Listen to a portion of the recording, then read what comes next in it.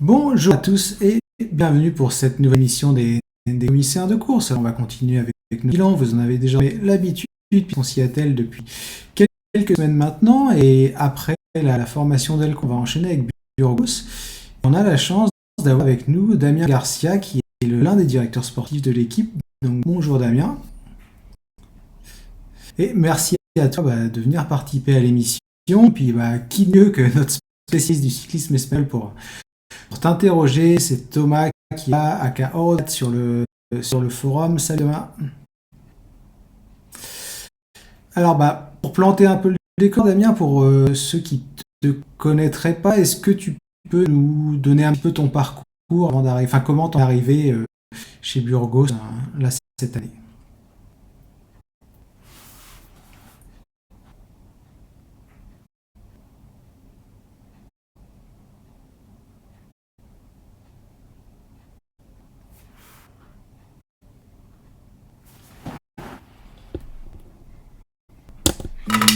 J'ai réalisé 2 saisons là-bas en tant que manager.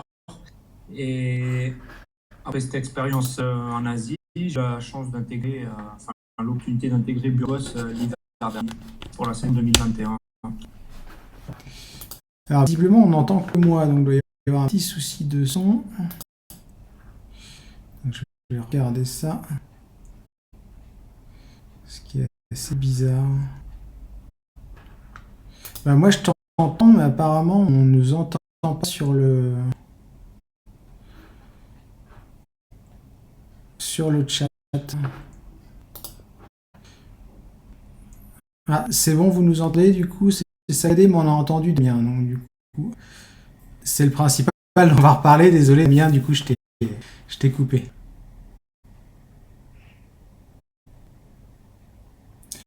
Ouais, tu peux relancer si tu veux. Non, non, Ouais. parce que je disais que j'étais voir de 2014 à 2017, voilà. Et ensuite au niveau continental pendant cette saison, puis passé directeur sportif de l'équipe japonaise Interpol Cycling Academy en janvier 2018.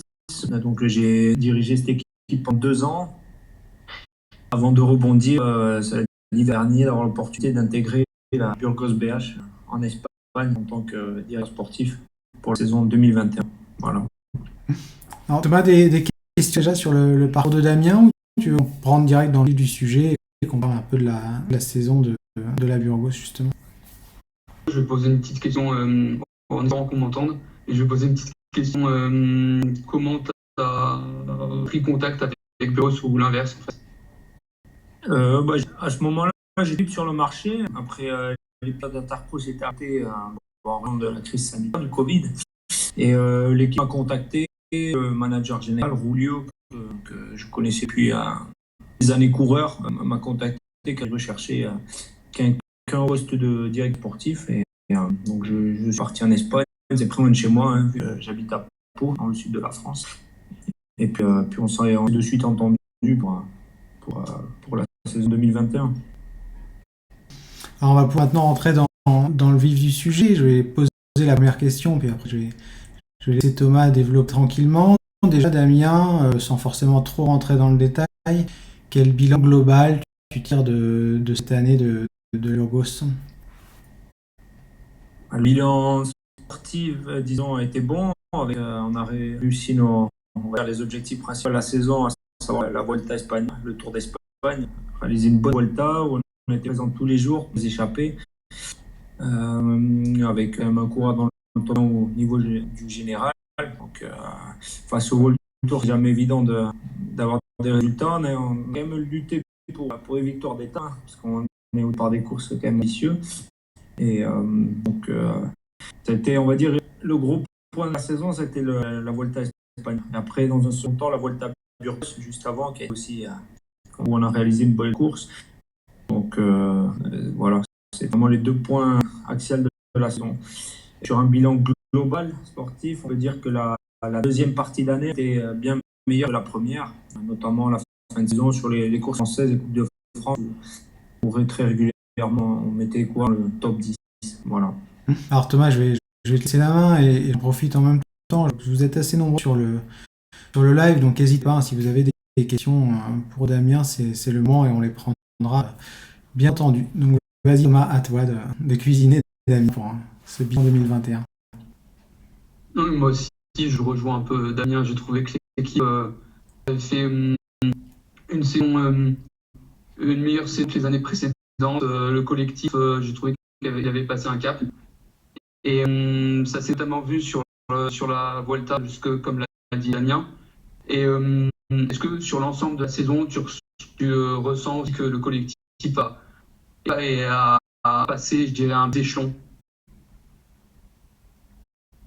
Effectivement, après, il y a eu l'arrivée d'un joueur comme Daniel Navarro qui a fait du bien à l'effectif par son expérience. Il apporte l'expérience, on va dire, de la sérénité. Et après, d'autres jeunes joueurs qui ont pris confiance en eux, comme on peut en citer quelques-uns, comme Oscar Cabredo sur la suite d'année. Donc, oui, du point de vue collectif, l'équipe s'est améliorée. L'attitude aussi, combattre sur être acteur de toutes les courses à laquelle on prend départ, c'est un peu la philosophie de l'équipe. Donc oui, on peut être satisfait, on va dire, de l'état d'esprit collectif. Puis vous aussi, vous avez recruté des jeunes, un peu comme Pelayo Sanchez ou Carlos Canal, même s'il est là depuis 2020, qui apporte un peu de nouveau aussi à l'équipe, qui permettent de voir sur le long terme avec quelques jeunes qui pourraient aussi passer ensuite dans des grosses équipes. C'est un peu l'objectif au final, je pense, de Burgos, non? Oui, exactement, car maintenant on sait tous les World Tour, les jeunes talents sont captés très vite dès les juniors, dans les équipes de développement des World Tour. Donc nous, notre jeu, c'est détecter d'autres jeunes sur différents marchés. Bon, là, en l'occurrence, tu l'as cité, Pelayo Sanchez, il venait du circuit espagnol, mais je crois qu'il a eu Sport 3 cette année. On lui a donné sa chance, il a passé un cap et on espère, en disant sur ces jeunes-là, pourquoi pas avoir le fruit pour l'année 2022. Alors j'ai une première question sur live Damien, c'est Dainchou qui nous la pose. Est-ce facile de gérer le calendrier avec un nombre de cours proche du minimum UCI autorisé pour une pro team européenne? Si c'est facile avec les aléas des blessures, etc. Bon, 2021, c'est un particulier le début de saison, car avec le Covid, toutes les épreuves espagnoles ont été décalées au mois de mai. Les épreuves actuelles du mois de février ont été toutes reportées. Donc, pour la gestion du calendrier, nous, en tant que Pro Conti, on se résume à 2 fronts de course. C'est très rare. Au Mout, c'est arrivé d'avoir 3 fronts. Je crois qu'on a le front à Burgos, pour du Portugal et l'Arctic Race. Mais pour une équipe comme nous, comme l'a dit, comme la question, ouais, avec 20 coureurs, on ne peut pas se permettre de faire plus de 2 fronts. Ouais. Sachant qu'il y a toujours des blessés, on a un cyclocrossman dans l'effectif aussi, donc 2 fronts pour nous, c'est le maximum. Je leur donne la main, du coup, Thomas, désolé. Oui, je rebondis déjà aussi, il faut prendre en compte, je pense, le budget de l'équipe qui est pas comparable avec des grosses pro teams, et ce qui limite quand même le nombre de coureurs dans l'équipe, parce que c'est un peu ça aussi, non? Oui, exactement, on ne va pas se voiler là, c'est sûr qu'on n'a pas un des plus gros budgets, même un des petits pour dans le niveau pro team, on va dire. Donc, en faisant une augmentation, on se met un effectif de coureurs comme l'exige l'UCI, qui a augmenté, c'est à 2-3 ans, on était encore à 16 coureurs, puis ça a augmenté au fil des années. Donc 20 coureurs pour une équipe comme la nôtre, c'est un bon chiffre. Après, ça ne se résume pas aux coureurs en plus, il faut aussi le personnel qui va avec. Donc il y a tous les paramètres à prendre en compte. Au total, vous êtes combien dans l'équipe, le staff et les coureurs? De salariés année, ça fait une trentaine de personnes. Plus après, les vacataires comptent aussi au fur et à mesure de la saison sur différentes courses. Voilà. Oui, donc c'est évidemment plus que les grosses équipes. Oui, bien sûr. J'ai pas les chiffres exacts, mais je sais qu'une Ineos, ça tournait à plus de 70 salariés, il me semble. Donc, à vérifier. Mais oui, c'est sûr qu'on a un effectif global entre le staff et les coureurs un peu limité que grosse formation. Ouais. Et je repars sur l'effectif. Comment vous le construisez? C'est-à-dire tel sprinter, tel grimpeur, ou ça marche comment un peu votre recrutement? Euh, ça dépend. Par exemple, pour l'année 2022, on a essayé de faire un recrutement sur apporter du renfort au niveau du sprint. Parce que même, il y a un grand nombre de courses au niveau professionnel qui se terminent au sprint, donc axer le recrutement à ce niveau-là. Après, il n'y a pas d'études spéciales. On fait en fonction de notre calendrier aussi. Les épreuves elles sont plutôt montagneuses. Donc, on essaie de réserver un pourcentage de grimpeurs dans l'équipe, de donner la chance aux jeunes, à des cours tout terrain aussi. Parce que notre jeu est d'aller sur beaucoup de courses, d'être à l'avant, de se savoir. Donc, c'est une balance entre tout ça. Ouais. J'avais une question, madame, du coup, par rapport à la structure Burgos, mais à d'autres petites formations, entre guillemets, de deuxième division. Est-ce que c'est pas de plus en plus dur d'exister face aux grosses teams qui sont capables d'aligner 30 coureurs comme Alpecin, ou aussi des structures de développement qui vont piquer un peu tous les jeunes talents? Comment on arrive à monter un effectif compétitif, entre guillemets, avec toute cette concurrence qui arrive de plus en plus forte depuis quelques années? Ouais, voilà, là, la concurrence, c'est vrai que tu le dis, Charles, elle est très forte, surtout au niveau retour. Donc, après, il y a beaucoup de coureurs sur le marché et on essaie de miser sur certains jeunes coureurs en espérant bien sûr qu'ils explosent au plus haut niveau. Après, on fait des paris, on va dire, sur certains coureurs et on prend d'autres coureurs avec un peu plus d'expérience pour essayer d'équilibrer l'effectif. Ouais. C'est aussi un travail de repérage. Ouais. On a quand même pas mal de personnes qui travaillent qui vont sur les courses régulièrement espagnoles amateurs notamment. Donc, et justement, ça c'est intéressant, Damien, tu parles de personnes à les repérer. On sait que dans le foot, il y a des recruteurs un peu partout. Les grands clubs, ils ont des mecs un peu à droite, à gauche, sur les continents et quasiment dans tous les pays. Pour une équipe cycliste de deuxième division, combien on a de personnes, en gros, j'imagine qu'il y a de vrais salariés, mais combien on a de personnes qui vont faire du repérage un peu comme ça, à droite, à gauche, et essayer de dénicher des talents? Ouais, c'est pas évident. De l'équipe à proprement parler, on va dire, il y a personne qui a cette tâche à proprement parler ou qui est salarié pour aller repérer les courses tous les week-ends du circuit amateur ou continental. Mais c'est plutôt les rôles directeurs sportifs. Et c'est à nous de nous intéresser aux résultats, de suivre régulièrement la saison, d'avoir un peu nos références, voilà, de se renseigner. Et c'est important. Et après, bien sûr, dans le jeu, il y a les agents qui rentrent en ligne de compte, qui viennent proposer des coureurs régulièrement. Donc voilà, c'est le mélange de tout ça. Alors Daniel rebondit un peu sur ce que tu disais, je vois sur le chat. Il nous demande, est-ce qu'il y a d'autres postes, rôles de recruteurs sur lesquels ce genre d'équipe, donc les équipes comme Burgos, peuvent avoir besoin pour un coup de main ponctuel sur une course ou sur un moment dans la saison? Oui, bien sûr, on embauche sur les grandes courses où on a différents fronts, le poste de soigneur, on peut aussi des mécanos, médecins sur les tours aussi, si c'est possible. Il y a plusieurs postes de vacataires, on appelle, qui viennent renforcer l'effectif. Ouais. Alors, tu parlais des... Pardon, excuse-moi, je t'ai coupé. Non, pas de problème. Non, des photographes, presse, on a du monde. Et je voulais rebondir sur Okamika, parce que je trouvais que c'était un beau pari qui a réussi une belle saison, qui a montré une belle régularité, même si il s'est blessé, je crois, lors des dernières épreuves. Justement, il était connu personne, je crois que c'était un triathlète, mais comment on repère ce genre de type? Est-ce qu'on regarde le potentiel? Est-ce qu'on a des infos sur ses données de puissance, etc. Comment ça se passe pour recruter un coureur dans ce genre-là? C'est ce que je parlais, ce dont je parlais avant, c'est un pari, par exemple, Ander Okamika, c'était un pari que l'équipe a fait l'an dernier, l'hiver dernier, et il faut savoir qu'il venait du triathlon. Il a disputé, je crois, 3 ou 4 courses sur route dans les 2020, l'an dernier, en amateur.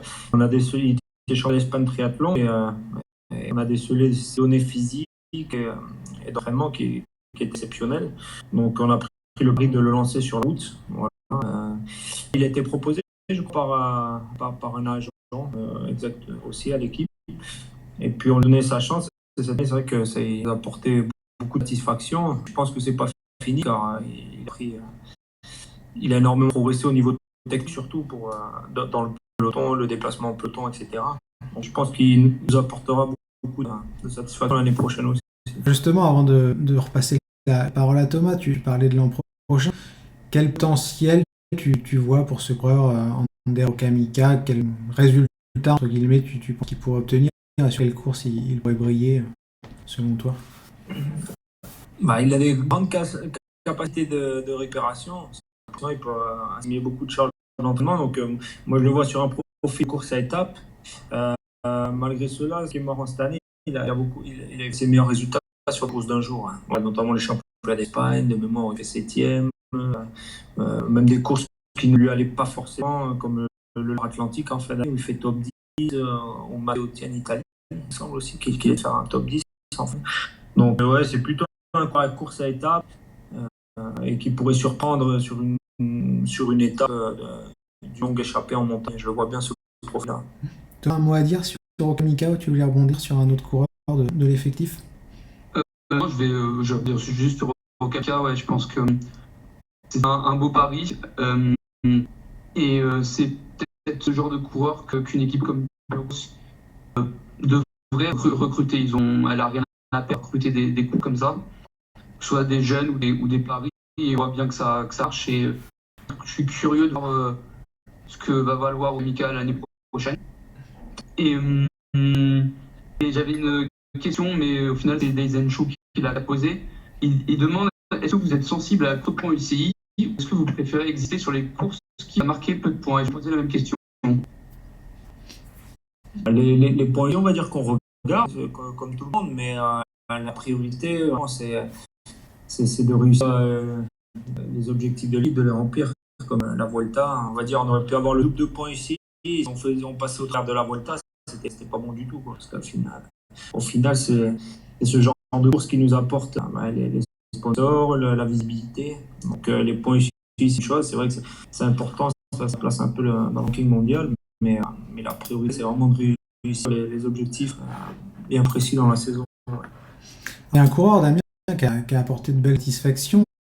Tu parlais de la Vuelta, c'est Oscar Cabedo, top 20 en général. Est-ce que c'était un peu inespéré ou c'était quand même un objectif de voir un nouveau coureur, lui ou Navarro, incapable de faire top 20, puis premier coureur, je crois, de deuxième division au général? Oui, il a une Volta plus qu'honorable. Il était présent, puis il fait un top 20 sans prendre des échappées avec minutes quoi, au long fleuve. Il a fait top 20, ça prend vraiment la pédale. Donc ça lui a fait passer un cap, prendre confiance aussi, donner confiance à l'équipe pour miser sur le futur. Donc c'était pas du tout planifié, c'est venu au fil de la Volta.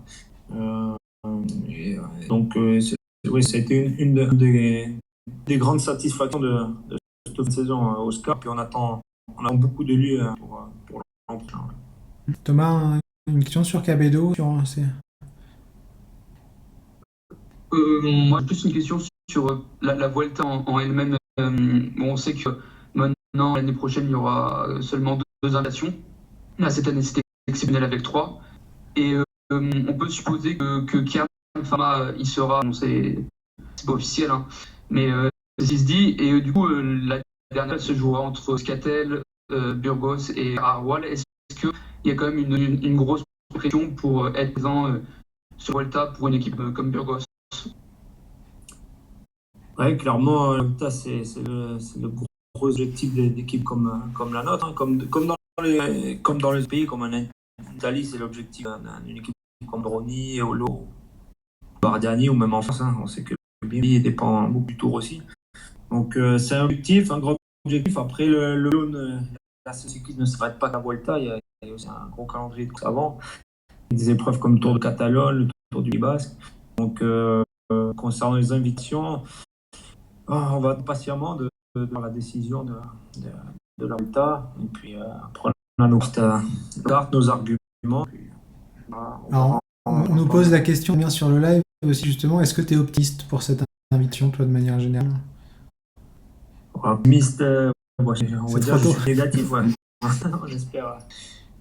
on espère vraiment très de la partie. Après, on sait que ça va pas être facile, il y a de très belles équipes en face de nous. L'intérêt du cyclisme, ça qu'au point de vue personnel, mais j'aurais préféré que les 3 grands tours aient une équipe de plus limitée comme en 2021. Sur une course de 3 semaines, une équipe de plus, en mon sens, ce n'est pas un problème. Donc voilà. Mais je ne suis ni optimiste ni pessimiste. On va attendre notre heure. Ouais, puis il faut le dire pour ceux qui nous suivent et qui ne sont pas au courant forcément de toutes les règles concernant les invitations. On sait qu'il y a une grosse incertitude par rapport au futur de la team Kuka. Donc, on a Walscheid aujourd'hui, par exemple, partait aussi après Campenard et autres. Donc ça paraît très compliqué. Mais ce qu'il faut dire à ceux qui nous écoutent, c'est que si jamais la team Kuka disparaît, c'est Arkea qui va récupérer l'invitation automatique. Et malheureusement, Damien, il y a de grandes chances, enfin malheureusement pour vous, j'entends, il y a de grandes chances que Arkea accepte cette invitation avec un coureur comme Quintana, et ça laisse pas une place en plus pour une formation espagnole supplémentaire, quoi. Ouais, exactement. Tu l'as dit, dans ce cas-là, il n'y aurait que deux invitations en plus d'Alpecin et Arkea. Donc 2 invitations si le grand tour restait à 20 équipes. Voilà. Donc ça se jouerait entre les 4 pro-contis espagnols, comme l'a Thomas aussi. Voilà, après, dans l'attente de pourquoi pas une dérogation comme il y a eu cette année pour passer à 23 équipes. Ça serait, je pense, logique en tenant que beaucoup d'équipes dépendent d'équipes nationales comme nous, dépendent du tour national. Voilà. Je leur donne la main, du coup, Thomas, qu'est-ce que tu en penses de cette préférence nationale? Est-ce que c'est vraiment vital pour la survie de toutes ces formations de pro-team? J'estime, moi, que oui, surtout en Italie et en Espagne, parce qu'on sait que c'est quand même. En ce moment, c'est pas la période d'or, ils sont un peu en crise, même si ça commence à arrêter. C'est qu'en Espagne, une équipe comme Burgos, qui dépend, je crois, en partie des provinces de Burgos, si elle est absente 1, 2, 3, 4, etc., années sur Volta, elle disparaît. Et ça fait un enchaînement, donc moins de jeunes qui passent pro, moins de jeunes sur circuit amateur, etc., etc. C'est vrai. Alors, Thomas, une question sur cette scène de la Burgos, ou tu veux passer au recrutement?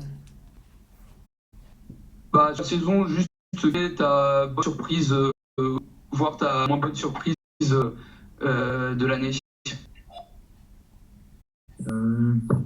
Bonne surprise, c'est une bonne question. Au niveau coureur, ou la bonne niveau coureur? Au niveau coureur. Au niveau coureur, on en a parlé, mais c'est Haru Kamika. Un coureur qui n'avait jamais couru sur route avant, qui débarque chez le professionnel. On le voit encore sur la première course autour du Haut-Var, où il galérait pour monter le peloton. Il était dans le vent, etc. Et après, quand on voit ce qu'il a été capable de faire tout au long de l'année, puis sur une saison, là, la progression qu'il a eue, je pense que c'est une bonne surprise de l'équipe. Ouais. C'était, je le mets en numéro 1. Ouais.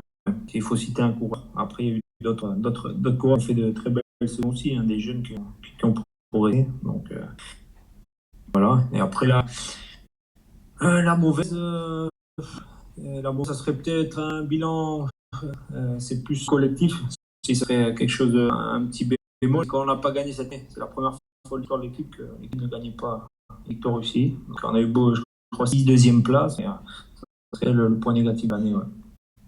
Alors moi, il y a un coureur dont je voulais parler, Damien, tu m'en as parlé aussi, donc je fais semblant de le découvrir, mais c'est Manuel Nalver, et je crois que tu vois là aussi un gros potentiel pour ce coureur, qui fait du Tour de Vendée, 6 du Grand Prix du Morbihan, et pas mal de places d'honneur, notamment en Norvège. Comment tu l'as évolué, lui, seul qu'il a que 22 ans? Ouais, Manuel, je l'ai eu sur toute la fin d'année, sur les coups, j'ai collaboré avec lui, et puis je trouve qu'il a une progression très intéressante. Il a passé un gros cap en fin d'année, et comme tu dis, il a peut-être des blocs en fonction de l'âge, il est plus jeune, et il est excellent, donc on attend beaucoup de lui pour l'an prochain. Et c'est vrai que c'est un coureur qui va très vite, mais il peut passer des parcours vallonnés aussi, et donc on espère sur des coureurs comme ça, comme Alex Molenaar, Pelay Sanchez, qui quelque chose, en tout cas, qui se distingue au niveau supérieur en 2002. Ouais. Alors, je vois que Daniel nous pose une question sur le chat. Il y a pas mal de questions. Alors, il te demande, bien au niveau coureur, tu ne les connais connaissais pas ton arrivée, logiquement, oui, j'imagine.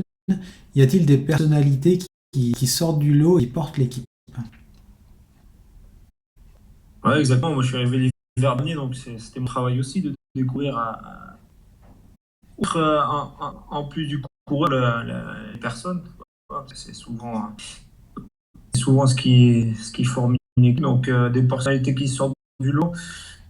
Chacun est différent, hein. Tous les coureurs, il faut savoir qu'ils ont des habitudes différentes. Ça va être, par exemple, le coucher au soir. Il y en a qui se couchent beaucoup plus tôt et d'autres, d'Espagnols, qui sont bien tardifs. Donc, il faut s'adapter aussi pour les mettre ensemble dans les chambres. Un coureur qui m'a un peu marqué dans le sens où il a fait du bien à l'équipe, c'est Dani Navarro, hein, qui a apporté son expérience, qui a été là dans des moments clés, par exemple sur la Vuelta, pour apporter pas mal de conseils. Donc, ça serait le coureur qui se distingue un peu du lot. Ouais. Alors avant de laisser la main à Thomas, encore une fois, pour le recrutement, si on passe à la deuxième partie, moi j'ai une question d'ordre plus général. Ça m'intéressait de savoir pour toi quelles étaient les plus grosses différences que tu avais ressenties entre la structure Interpro, hein, que tu as dirigée, tu en as parlé, et là Burgos, qui est quand même un échelon supérieur, j'imagine, en termes de budget, mais aussi de structure, parce qu'elle est là depuis très longtemps dans le peloton. Ouais, très, très bonne question. Voilà. La différence, elle était assez simple. C'était de budget. Du coup, plus de budget chez Burgos, il y a plus d'infrastructures, plus de personnel. Après, moi, j'étais dans une équipe Interpro qui était basée en Asie. Donc, Burgos, c'est en Europe. Il y a toute l'infrastructure, que ce soit véhicules, des bus, camions, etc., qui sont là, qui sont sur place. Donc, au niveau de la structure, ça reste la gestion de coureurs pour moi est la même, que ce soit dans une équipe continentale ou Pro Conti, c'est exactement le même travail sur une course. Par contre, après, ouais, c'est tout ce qui est à côté, c'est le nombre de personnel, le suivi de chaque coureur, l'organisation. C'est vraiment là où il y a une nette différence. Ouais. Il y a plus de personnes, de staff. C'est là où se fait la différence pour moi. Et la différence est liée aussi entre le Pro Team et les World Tour à ce niveau-là. Alors Thomas, on va passer à la suite. Du coup, le recrutement. Il y a eu plusieurs coureurs qui ont été officialisés par l'équipe Burgos. Est-ce que tu peux nous dresser la liste et interroger un peu Damien sur le sujet? Et puis bien sûr, Thomas, nous donner ton sentiment général sur ce recrutement. Alors, pour l'instant, il y a 3 coureurs qui ont été officialisés, si je crois bien. Michael Haim, ça a un peu parlé. Oscar Pellegrini, qui est un coureur assez rapide au sprint, qui a de la piste pendant longtemps, la piste en Espagne, et qui, enfin, je pense qu'il mérite une place dans une continentale pro espagnole. Et enfin, un jeune coureur portugais qui a remporté le Tour du Portugal à venir en 2019, le Tour du Portugal Espoir en 2020, et ou cette année plutôt, et qui a signé quelques années chez Burgos, c'est André Dominguez. Et donc, comme dit Desenchou, il dit il y a un grand renforcement sur le sprint pour 2022. Tu peux en parler, Damien? Oui, exactement. C'est ce qu'on parlait avant. On a essayé d'accéder au recrutement sur quelque chose qui nous a fait défaut une bonne partie de l'année. En 2021, c'était le sprint. Donc je pense que la recrue phare, c'est de tous les noms que j'ai évoqués, c'est Kelheim, mais qui a quand même une expérience déjà en World Tour chez Israël et qui cette année a remporté 5 ou 6 courses en championnat national. Donc ça sera une bonne base. Ensuite, il y a Oscar Pellegrini, qui passe un peu, qui est tout terrain, mais qui est très bonne pointe de vitesse. Voilà, on attend de voir ce qui va arriver au niveau supérieur. Je crois qu'il a gagné en fin de saison cette année sur le Tour de Bretagne notamment, mais voilà, on donne sa chance et à voir en espérant qu'il puisse poursuivre son lancée au niveau supérieur. Et en plus de ce recrutement, comme on a parlé précédemment, Emmanuel Penalver qui a réalisé une belle saison, donc on espère aussi qu'il complétera le trio de sprinters. Est-ce qu'on peut s'attendre à d'autres recrues, Damien, ou est-ce que tout est bouclé chez Burgos, ou peut-être qu'il n'a pas le droit tout simplement de nous donner les informations officielles? Peut-être une recrue surprise de fin d'année. Voilà. Bon, après, je ne veux pas annoncer de nom. Je sais pas. À mon niveau, c'est encore des discussions. Exactement. Au dernier, je crois qu'on était à 10 ou 20 coureurs. Donc, pour le moment, l'équipe pensait clôturer l'effectif à un coup, mais on n'est jamais à l'abri de surprise de dernière minute. Ouais. Alors justement, ça me permet de t'interroger là-dessus. Bon, je sais que tu peux pas donner de nom parce que c'est pas possible tant que c'est pas officiel. Mais quand on a des arrêts de structure de dernière minute comme Koubeka, est-ce qu'on regarde un peu quand même quand on est directeur sportif ou manager d'une Pro Conti comme Burgos, s'il n'y a pas un ou deux mecs qui pourrait faire qui pourrait avoir intérêt, et si on peut pas augmenter un peu le budget, parce que j'imagine qu'il y a forcément aussi une question de budget, on peut pas juste dire je prends un ou deux coureurs en plus, mais est-ce qu'on est quand même vigilant à ces effectifs, mecs qui sont pas encore casés quand c'est comme ça? Oui, exactement. On essaie de regarder assez régulièrement la presse, etc. Puis d'avoir les dernières nouvelles. Puis après, il y a le travail des agents aussi. Hein. Beaucoup d'agents sont en discussion permanente tous les jours avec l'équipe. Donc, c'est un double travail. Après, voilà, comme tu l'as dit, une question de budget.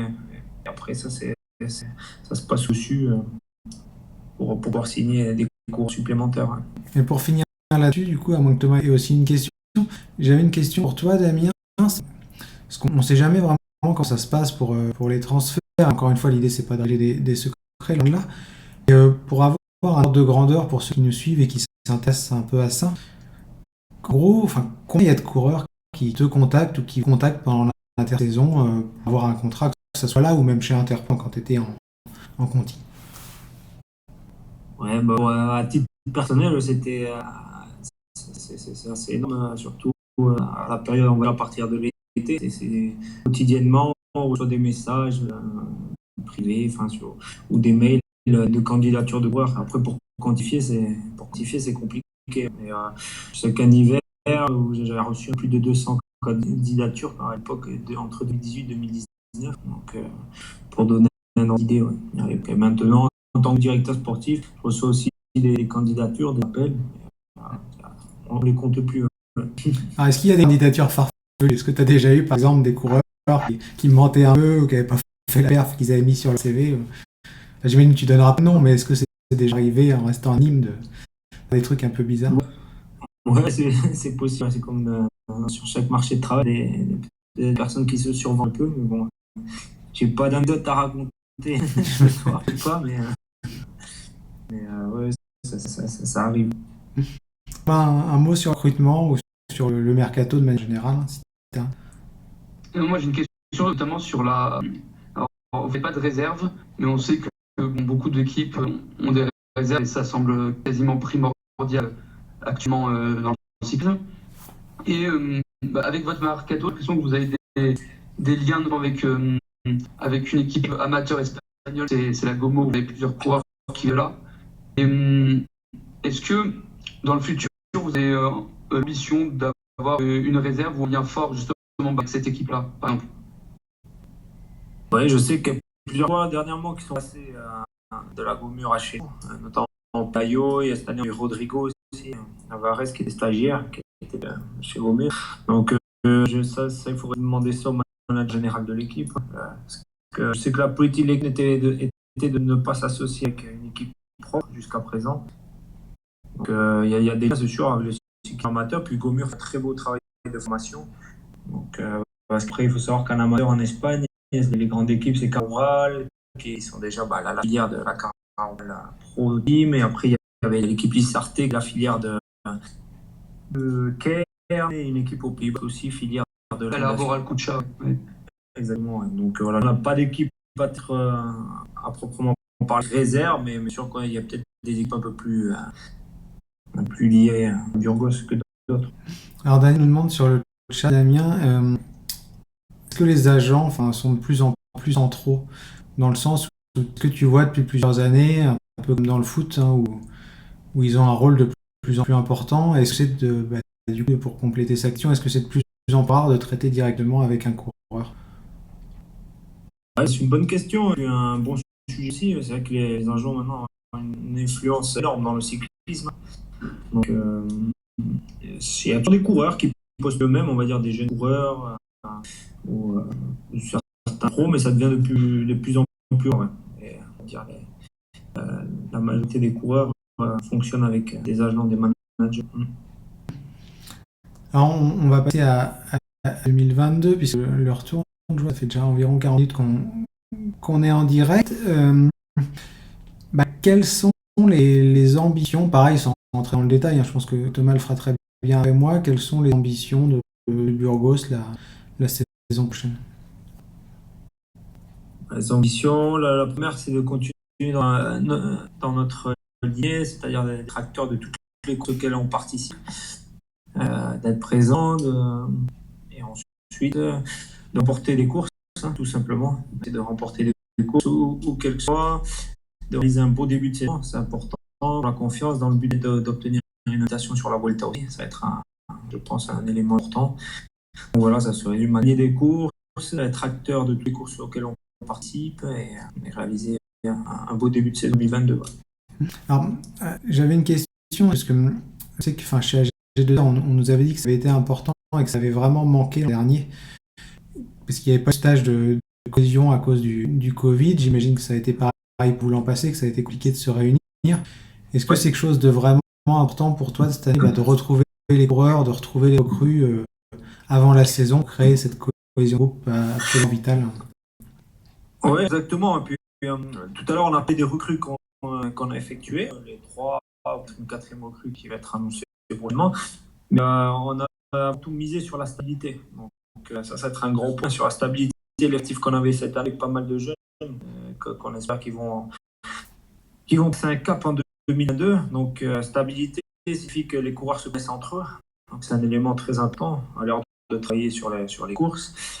Et pour rebondir sur les stages, effectivement, l'an passé, on n'a pas pu avoir de stage. Pour moi, ça a été vraiment très précoce. J'étais arrivé là direct connaître le coureur au mois de janvier. Et là, on a déjà planifié 2 stages au mois de novembre, un stage totalement cohésion, avec des activités extra vélo, quoi. Plus un stage, je crois de mémoire, à Benidorm au mois de décembre, et le stage principal au mois de janvier. Donc, là, ça fait déjà 3 gros stages où on aura le temps de travailler les bases, la cohésion d'équipe et de préparer avec sérénité l'année prochaine. Thomas, question par rapport à cette saison 2022? Ah, mais je pense que l'objectif aussi, à côté de gagner une course, c'est surtout de permettre à des jeunes de monter en tour. Un peu comme le fait Cararoual, je pense que c'est une réussite pour une équipe comme Burgos, non? Oui, exactement, c'est toujours une fierté, hein. Ça veut dire que le travail de base est bien fait quand un coureur s'en va au niveau supérieur. Que c'est quand même une fierté, un plus pour des équipes comme la nôtre. Donc, ouais, on espère que des jeunes vont exploser et nous fasse plaisir en 2022. C'est sûr que si on rentre chez les amateurs, une certaine équipe française, c'est pas forcément la meilleure chose. J'imagine que ça fait pas plaisir. Bref, c'était mon intention de digresser. Mais j'avais une question par rapport au calendrier. Parce que, on sait que le Tour Down Under est annulé l'an prochain. Je sais pas trop ce qui va se passer avec San Juan. C'est encore un peu pour le savoir. Mais comme toi, tu es en charge vraiment pas mal du sportif, comment on fait pour construire un calendrier cohérent en début de saison, quand on a quand même une incertitude par rapport aux épreuves qui auront lieu? C'est déjà plus simple de planifier 2022 que 2021. Parce que c'est vrai que ça a été chaotique, hein, la première partie de saison. Donc, non, on essaie de se centrer sur le début de saison espagnol déjà. Un gros calendrier en Espagne, a commencé, je crois, le 23 janvier, classique à Valence, plus ensuite il y a 5 manches cette année à Majorque, fin janvier, plus les courses qui suivent, voilà, Vuelta a Valencia, la Ruta del Sol. Donc, déjà, cette première partie de saison qui est axée sur le calendrier espagnol et notre calendrier alternatif, second front qui sera sur les épreuves françaises ou quelques épreuves à l'étranger, hors Europe, si on est invité. Voilà. Et est-ce que tu as des garanties par rapport à ces épreuves Europe? Est-ce que, sans rentrer dans le détail, sans dévoiler les calendriers forcément, mais est-ce que tu es déjà là en train de travailler, toi, sur des contacts à prendre avec l'organisateur, ou est-ce que c'est encore un peu tôt? Ouais, exactement, c'est moi qui est en charge de cette partie-là pour l'équipe, hein, qui est en train d'établir le calendrier de saison 2022. Donc, on s'y est déjà penché depuis la fin de saison en 2021, ça en transition à faire des demandes d'adaptation. Et ouais, on a déjà quelques réponses favorables et d'autres attentes. Donc, ouais, c'est un travail qui est déjà effectué en temps pas le mois de décembre ou janvier pour faire les deux mois. Thomas, Lexion par rapport au planning ou aux ambitions, réponse de Damien, des choses à rajouter? Est-ce que vous avez l'ambition de retourner sur le calendrier asiatique? Je sais que l'équipe a été présente là-bas sur quelques courses, le Tour de Chine, le Tour du Ukraine, je crois aussi, en 2009 en 2018 et 2019. Est-ce que cela donne envie ou non? Ouais, bien sûr. L'équipe avait pour habitude d'aller sur les épreuves Asia Tour, donc on espère y retourner. Après, là, comme à ce niveau Asia Tour, ça c'est vraiment l'incertitude, hein, comme l'a dit Charles. Là, on peut pas planifier. On n'a pas les garanties que les épreuves auront lieu, quoi, notamment en Chine. Donc, il va falloir être impatient. On a fait demande d'invitation et puis on va les répondre. Mais oui, ça fait partie des ambitions d'aller courir des épreuves hors Europe aussi d'équipe. Ouais. Bah, d'autant plus que Damien, c'est un calendrier que tu connais et que tu aimes bien, parce que avec un Pro, tu as quand même fait pas mal d'épreuves. Donc j'imagine que ça te tient aussi à cœur, toi, d'aller faire quelques-unes des épreuves en Asie. Oui, bien sûr, le cyclisme s'est mondialisé, donc moi ça me ferait plaisir à titre personnel de retourner en Asie, mais je pense que l'équipe aussi a tout intérêt à aller discuter des épreuves sur ce circuit-là, pour essayer de chercher des points, donner de la confiance à des jeunes coureurs qui ont eu un calendrier difficile en Europe. Des fois, c'est bien pour relancer un peu. Donc, je pense que des positifs de courir de temps en temps sur d'autres circuits que l'UCI autour. Est-ce que ça va être plus facile d'exister justement sur ce circuit Europe Tour l'an prochain? Parce que tu l'as dit en tout début d'émission, je crois. Ça a été très compliqué en début de saison cette année, parce que du coup, forcément, comme il y avait presque pas d'épreuves, les World Tour étaient un peu partout. Donc, est-ce que tu penses être aussi plus simple pour ces jeunes de se révéler et de briller sur les épreuves européennes? En 2021, le début de saison s'est concentré sur les épreuves de France. Donc, c'était vraiment. Ça a été, toutes les équipes étaient sur les épreuves du mois de février, notamment. C'est un niveau très élevé. On espère qu'en 2022, avec les courses qui reviennent à l'étranger, etc., le calendrier sera un peu plus fourni et il y aura plus de chances, d'opportunités pour nous de nous exprimer, notamment sur les courses espagnoles. Voilà. Il y a plusieurs fronts, des épaules tours divisés, c'est toujours plus facile. Alors, vous avez été absent, je crois, l'année dernière du Tour de Catalogne et du Tour du Pays Basque, l'une des deux, désolé, je ne me rappelle plus. Ouais, Catalogne. Ouais, est-ce que du coup, l'ambition aussi l'an prochain, autant que la Vuelta, c'est de ne pas louper une deuxième année consécutive, une grosse épreuve dans le Tour en Espagne? Ouais, exactement, c'est un des objectifs de la première partie de saison, d'être présent, je pense, sur le Tour de Catalogne, avec le Tour du Pays Basque. Donc, on va tout faire pour que les organisateurs nous donnent cette chance. Et tout comme Volta, on a parlé précédemment. Thomas, quelques dernières questions pour finir sur le rôle d'Amiens sur 2022 ou autre? Non, c'est comment tu te sens au final dans cette équipe? Moi, je me sens bien. C'est pour ça que j'ai renouvelé avec Diogo Béa. Je ne suis pas pro, mais de taille quand même familiale. On se connaît tous assez, on se côtoie plus souvent, je pense, que si je serais dans l'effectif au Tour. Donc, cet esprit familial me plaît bien. Et puis après, au niveau du calendrier, j'ai quand même pas mal de liberté. Ils m'ont fait confiance. Donc, non, je suis vraiment content de cette expérience et surtout ambitieux pour 2022.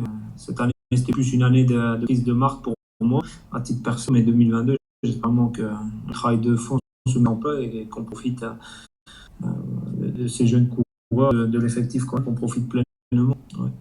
Est-ce que ça te manque l'aspect coureur et course? Parce que tu es encore jeune, hein, faut le préciser quand même à nos lecteurs, tu aurais là largement d'être pro.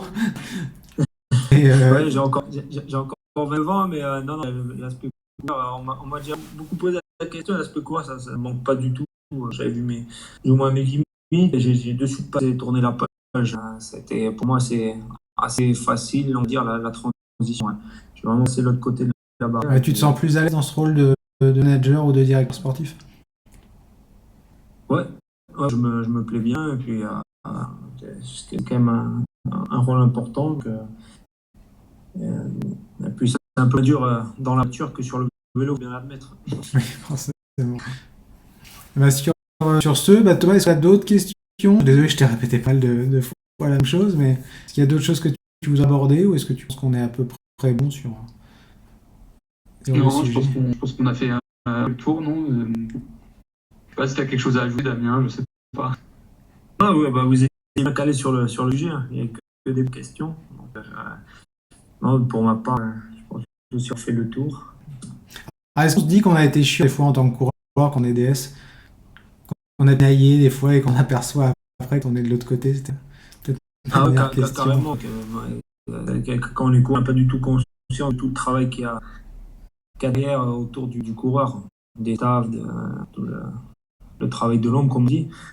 Donc, oui, oui, des fois, en pensant à des anecdotes, on se dit, ouais, on était un peu dur des fois avec les équipes, ou quelquefois on réagissait plus que ce que l'on aurait dû.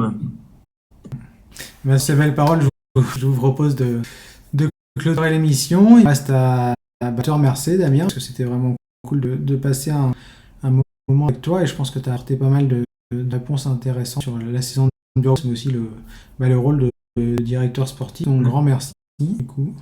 Ben, merci à toi, Charles, merci Thomas aussi.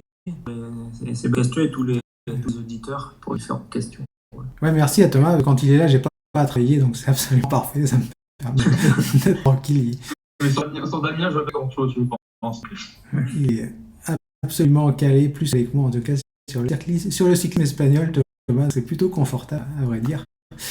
Du coup, il me reste à vous souhaiter à tous une bonne soirée. On a prévu plein de choses pour cette intersaison. On vous donne rendez-vous très bientôt pour la nouvelle mission des commissaires de course, notamment des bilans. Toujours, on repartira là-dessus.